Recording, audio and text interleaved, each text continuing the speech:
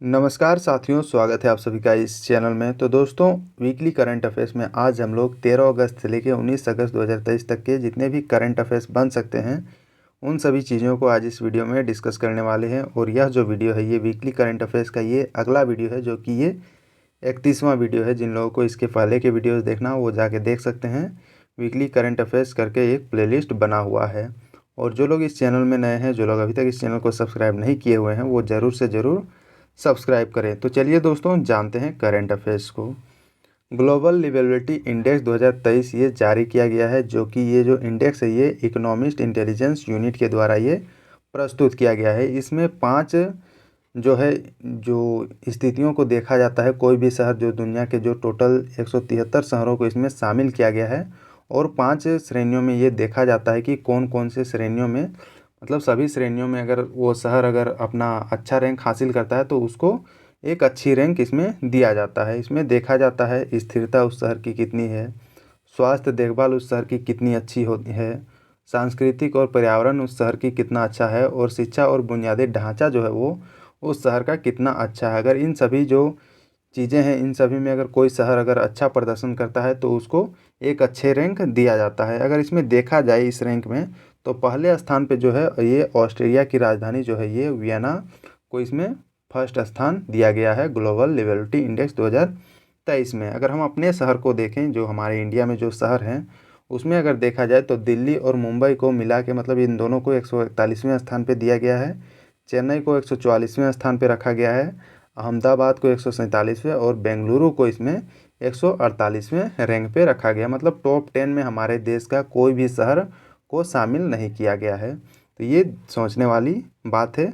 अब जानते हैं जो टॉप 10 के जो शहर हैं। अगर इसमें फर्स्ट रैंक देखा जाए तो ये वियना का है, सेकंड में कोपेनहेगन का है, थर्ड में है मेलबर्न का, फोर्थ में है सिडनी, फिफ्थ में है वैनकावर और सिक्स्थ में है ज्यूरिच। ये सभी टॉप 10 जो सिटीज़ हैं जिनको इसमें टॉप 10 लिस्ट में डाला गया। अब टॉप बॉटम में जिनको डाला गया है, इसमें आपको दिख रहा होगा दौलाल जो कि कैमरून का ये सिटी है, कीव जो कि यूक्रेन का सिटी है, हरारे जो कि जिम्बाब्वे का ये सिटी है, ढाका जो कि बांग्लादेश का सिटी है, और ये कराची जो कि पाकिस्तान का सिटी है, जो कि ये 169वें स्थान पे इसको रखा गया है। तो ये सभी चीज़ें हैं जो ग्लोबल लिवेबिलिटी इंडेक्स में ये दर्शाया गया है कि कौन सा शहर जो है रहने के लिए सबसे बेस्ट है। अब नेक्स्ट जानते हैं दोस्तों, प्रबल ये एक प्रकार का ये एक बंदूक है, रिवॉल्वर है, जो कि हमारे देश का ये पहली लॉन्ग रेंज रिवॉल्वर जो कि डेवलप किया गया है। और इसका निर्माण है दोस्तों ये advance weapons and equipment India जो कि कानपुर में इसका निर्माण किया गया है। और इसकी अगर रेंज देखा जाए तो ये 50 मीटर तक ये फायरिंग कर सकता है। मतलब उतना डिस्टेंस तक वो कोई भी जो टारगेट पर्सन हो उसको टारगेट कर सकता है। तो ये ध्यान में रखें, ये जो प्रबल है ये एक प्रकार का ये एक रिवॉल्वर है, तो इसे बस ध्यान में रखें। अब नेक्स्ट जानते हैं दोस्तों अगला क्या है। अंतर्राष्ट्रीय युवा दिवस जो कि ये प्रत्येक साल 12 अगस्त को ये हमारे देश में, मतलब पूरे देश में ये मनाया जाता है, इंटरनेशनल युवा डे। और इसकी स्थापना जो दोस्तों ये 1999 में ये संयुक्त राष्ट्र महासभा के द्वारा इसकी स्थापना की गई थी। और पहली बार जब मनाया गया था ये 12 अगस्त 2000 को इसको फर्स्ट टाइम मनाया गया था अंतर्राष्ट्रीय युवा दिवस। और इस साल की जो थीम रखी गई, जो विषय रखा गया है, ये रखा गया है green skills for youth towards A sustainable world. इस साल की ये थीम रखी गई है। तो इतनी सारी चीज़ें जो कि अंतर्राष्ट्रीय युवा दिवस से ये रिलेटेड है। अब नेक्स्ट जानते हैं अगला है विश्व हाथी दिवस, जो कि ये भी प्रत्येक साल ये 12 अगस्त को ये मनाया जाता है विश्व हाथी दिवस। और इस दिन को जो है पहली बार 2012 में ये मनाया गया था, जो कि ये कनाडा के एक फिल्म निर्माता हैं जिनका नाम है पेट्रिसिया सिम्स और माइकल क्लार्क जी के द्वारा ये 2012 में मनाया गया था। उसके बाद से ये प्रत्येक साल ये मनाया जाता है विश्व हाथी दिवस। मतलब हाथियों की जो तत्कालिक दुर्दशा है उनको कैसे बचाया जाए, उन सभी का जो पर्यावरण है, उन सभी का रहने का जो स्थान है उसको कैसे बचाया जाए, इन सभी चीज़ों के जागरूकता जो है इसमें बढ़ाया जाता है। मतलब बताया जाता है कि कैसे हाथियों को प्रोटेक्ट किया जाए। अब इसमें देखा जाए तो 2023 का जो विषय इसमें रखा गया है ये adding the illegal wild life trade, ये 2023 का विश्व हाथी दिवस का ये विषय रखा गया है। अब अगर हम अपने देश की बात करें तो इसमें हमारे देश में टोटल अभी अगर देखा जाए तो ये 30,000 के लगभग में हाथियाँ हमारे देश में अभी प्रेजेंट में है। और सबसे ज़्यादा जो हाथी जो पाया गया है ये कर्नाटक में, जो कि 6,399 हाथियों का निवास है कर्नाटक स्टेट में। तो यहाँ से भी प्रश्न बन सकते हैं, तो ये ध्यान में रखें।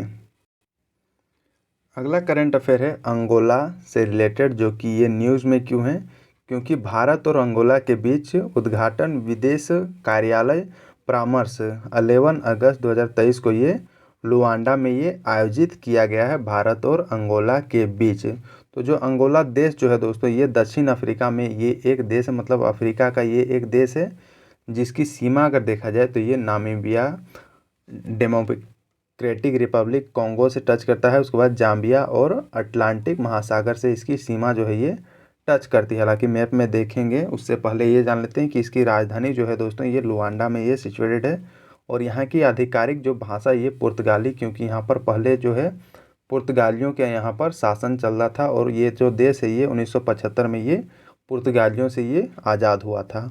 और यहाँ की मुद्रा जो चलती है ये अंगोलन क्वांजा यहाँ की करेंसी है। तो ये भी ध्यान में रखें, एग्जाम पर्सपेक्टिव से ये प्रश्न पूछा जा सकता है। अब इसको मैप में देखते हैं कि कहाँ पर है। ये अफ्रीका का मैप है, जो कि यहाँ पर आपको दिख रहा होगा ये अंगोला, जो कि ये अटलांटिक ओशन से ये टच करता हुआ ये एक कंट्री है।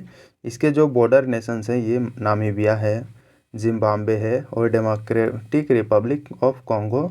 ये टोटल 3 कंट्री जो है इसके बॉर्डर नेशंस हैं। तो ये रहा मैप बेस्ड जो प्रश्न बन सकते हैं। अब नेक्स्ट जानते हैं अगला क्या है।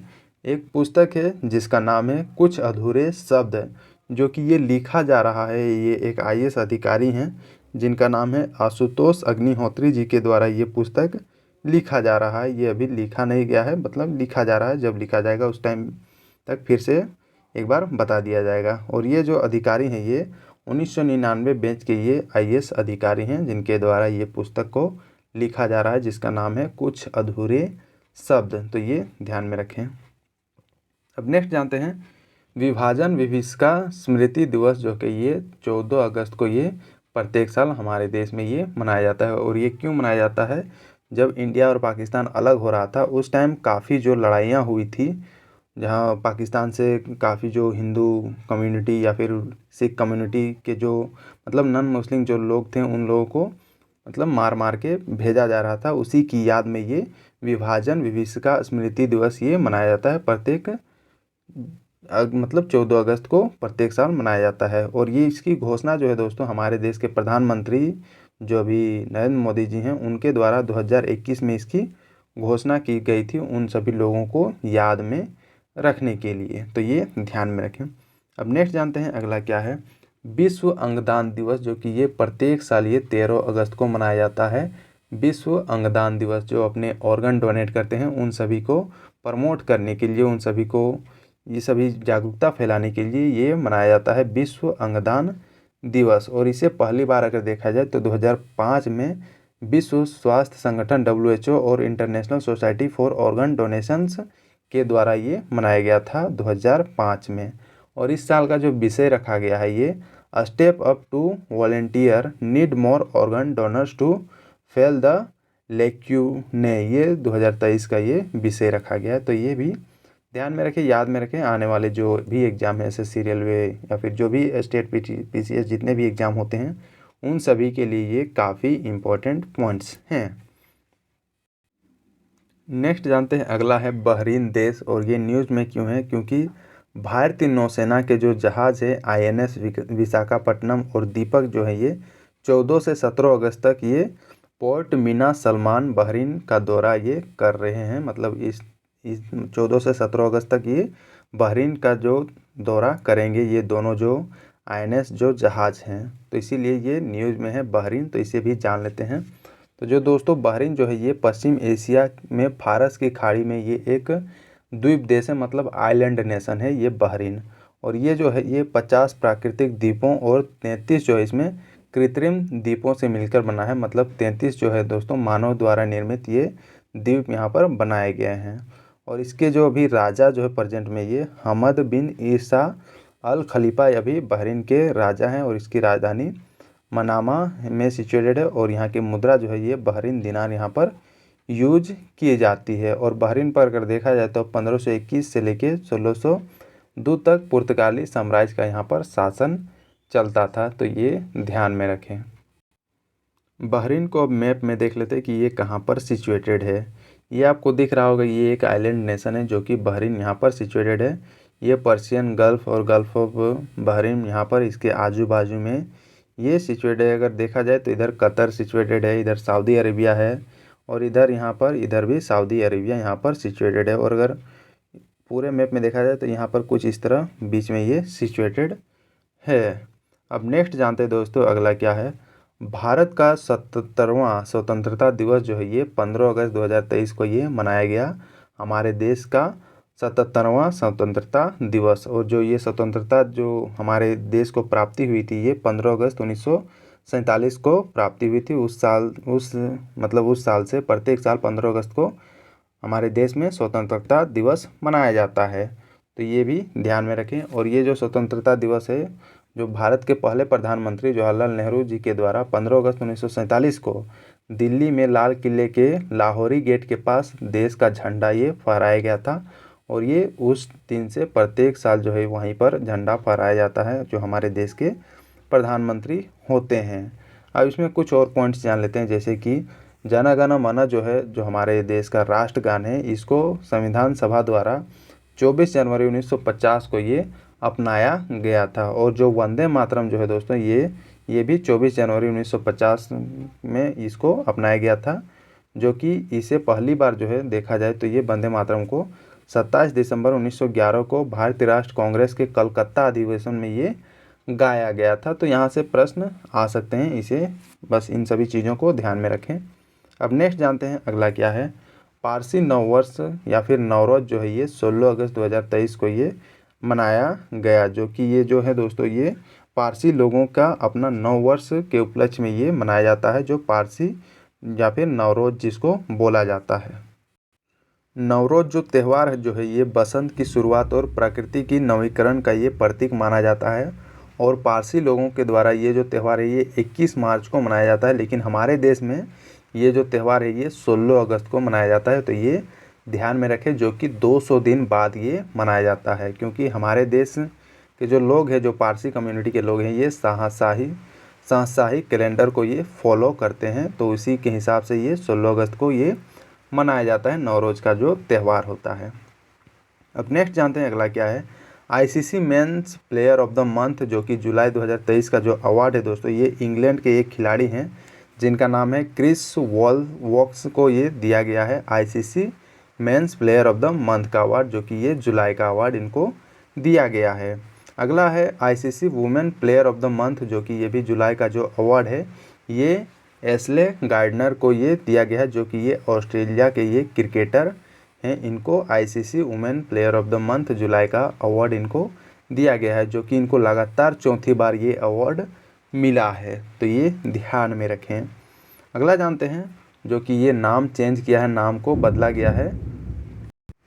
इसमें नेहरू मेमोरियल संग्रहालय और पुस्तकालय का नाम बदलकर अब रखा गया है प्रधानमंत्री संग्रहालय और पुस्तकालय सोसाइटी ये कर दिया गया। मतलब ये नेहरू जी का नाम यहाँ से हटा के सीधा प्रधानमंत्री जी का मतलब प्रधानमंत्री संग्रहालय ये कर दिया है, तो ये ध्यान में रखें।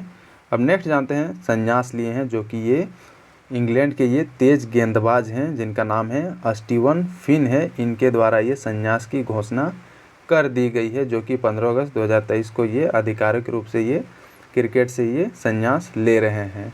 और इनके द्वारा 36 टेस्ट, 69 एक दिवसीय अंतर्राष्ट्रीय और 21 T20 अंतर्राष्ट्रीय मैच इनके द्वारा खेले गए हैं, जो कि ये अब संन्यास की घोषणा कर चुके हैं।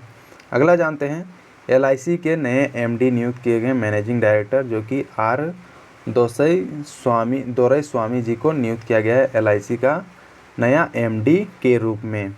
नेक्स्ट है दोस्तों जो एक पुस्तक है जिसका नाम है इरफान ए लाइफ इन मूवीज़, और इसके जो लेखिका हैं ये सुरभा गुप्ता जी के द्वारा ये पुस्तक को लिखा गया है, तो ये ध्यान में रखें।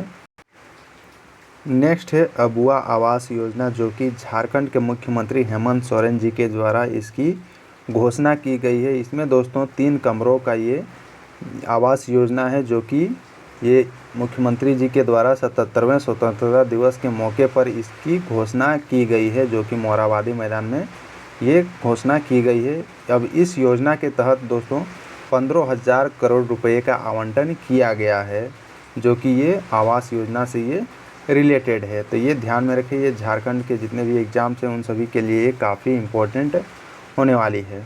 अब नेक्स्ट जानते हैं दोस्तों, समुद्र मोबाइल ऐप को ये लॉन्च किया गया है, जो कि पृथ्वी विज्ञान मंत्रालय के तहत ये भारतीय राष्ट्रीय महासागर सूचना सेवा केंद्र के द्वारा इसको लॉन्च किया गया है, जिसका नाम है समुद्र, जो कि ये एक मोबाइल ऐप है।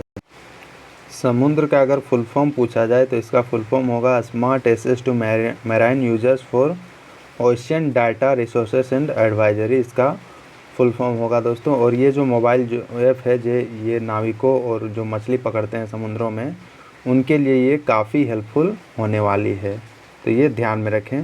अब नेक्स्ट जानते हैं, अंडर 20 विश्व कुश्ती चैम्पियनशिप 2023 का ये आयोजन किया गया था, जो कि ये जॉर्डन में इसका आयोजन किया गया था। अब इसमें देखते हैं हमारे देश के जो कुश्ती जो प्लेयर्स हैं जिनका नाम है प्रिया मलिक, इनके द्वारा स्वर्ण पदक जीता गया और मोहित कुमार जी के द्वारा भी स्वर्ण पदक जीता गया। अब प्रिया मलिक जो है दोस्तों ये 76 किलोग्राम फ्री स्टाइल कुश्ती के फाइनल में जर्मनी के लारा सलीन कोहेन को हरा के ये जीती है, जो कि 5-0 से ये हरा के जीती है। और जो मोहित कुमार जो है ये एडलर अहमदुद्दीनोव को 9-8 से हराकर ये स्वर्ण पदक इनके द्वारा जीता गया है। तो इन दोनों का नाम ध्यान में रखें, ये आपको दिख रहा होगा मोहित कुमार और मलिक, ये है अगली प्लेयर जिनका नाम है प्रिया मलिक। तो इन दोनों को देख लें एक बार पिक्चर में।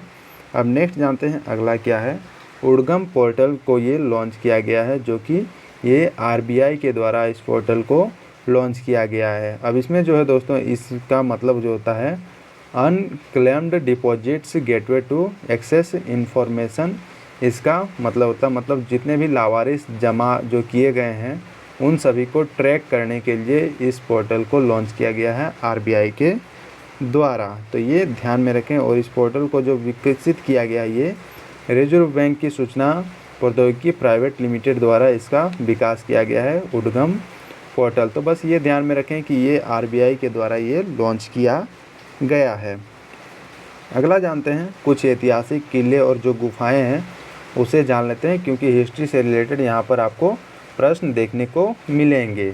अब नेक्स्ट जानते हैं दोस्तों, आमेर का जो किला है ये आमेर राजस्थान में ये सिचुएटेड है और इसको दोस्तों ये राजा मानसिंह जी के द्वारा 1592 ईस्वी में आमेर का किला को बनाया गया था और ये एक प्रकार का यूनेस्को का विश्व विरासत स्थल भी इसको घोषित किया जा चुका है, तो इसे भी ध्यान में रखें।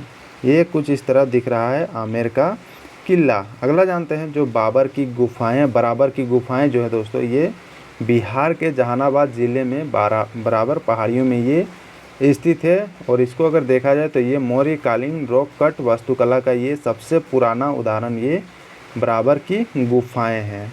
और ये जो बराबर की गुफाएं जो है ये अशोक के शासनकाल में ये 4 गुफाओं का इसमें निर्माण किया गया था, जो कि 273 से लेकर 232 ईसा पूर्व में ये बनाया गया था। और ये जो गुफाएं हैं दोस्तों ये लोमस ऋषि गुफा एक है, सुदामा गुफा एक है, कर्ण चौपर गुफा एक है और विश्व झोपड़ी गुफा, जो कि टोटल 4 गुफाएं इसमें बनाए गए हैं।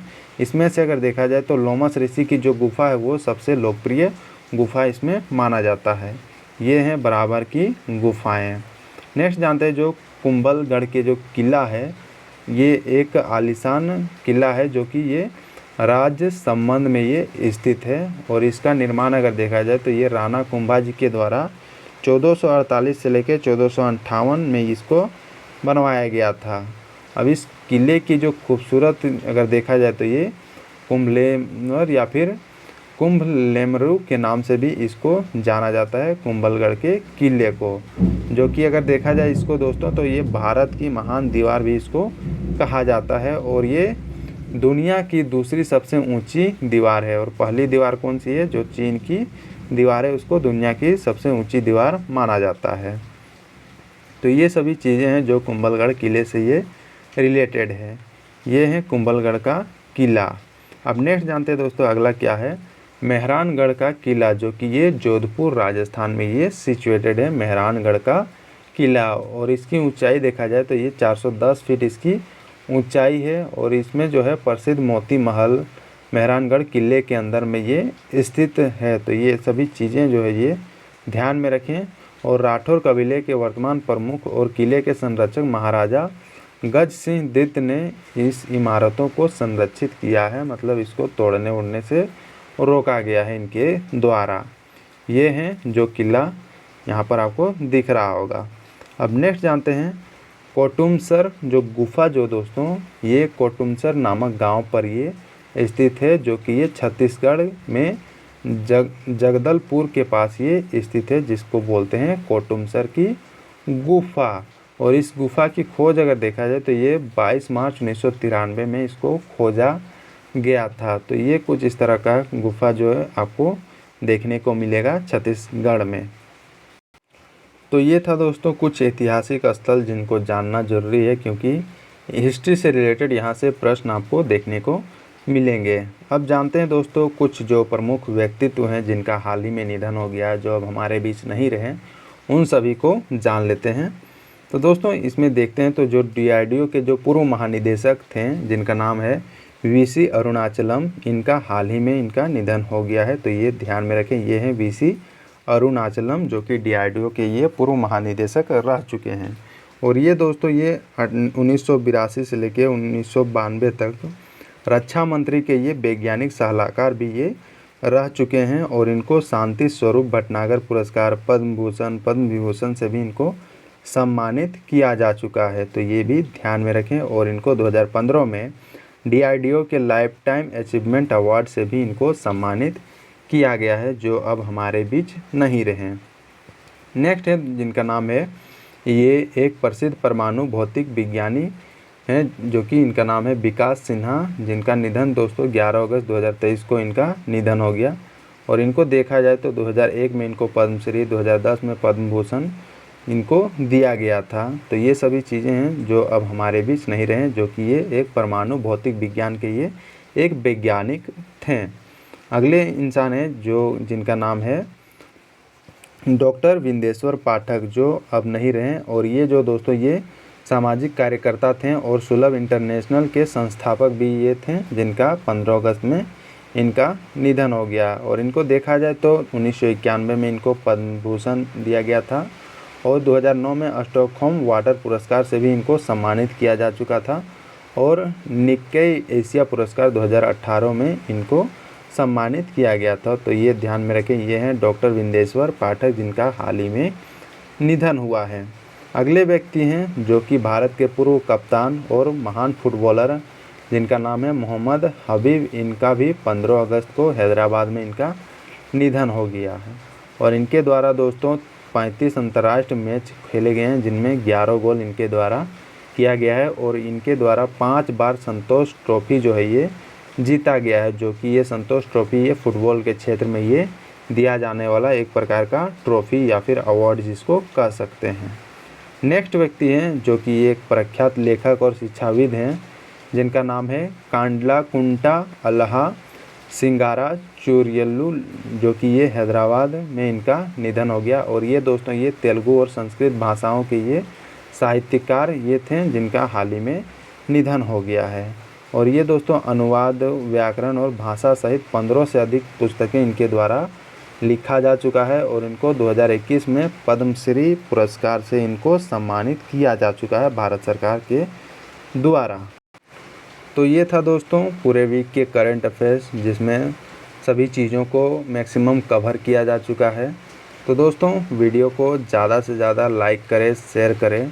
थोड़ी सी डिस्टर्बेंस हो रही होगी क्योंकि आसपास यहाँ पर बारिश हो रही है, तो उसमें थोड़ा आपको आवाज़ देखने सुनने को मिल रहा होगा, तो उसके लिए सॉरी। और जो लोग दोस्तों इंडियन जीएस में नए हैं, जो लोग अभी तक इस चैनल को सब्सक्राइब नहीं किए हुए हैं, वो ज़रूर से ज़रूर सब्सक्राइब करके बेल आइकन ज़रूर दबाएं, ताकि आपको रेगुलर अपडेट मिलती रहे इस चैनल के थ्रू। और दोस्तों ज़्यादा से ज़्यादा शेयर करें इस चैनल को, ताकि मैक्सिमम लोग जो है वो इसका प्रॉफिट उठा सकें।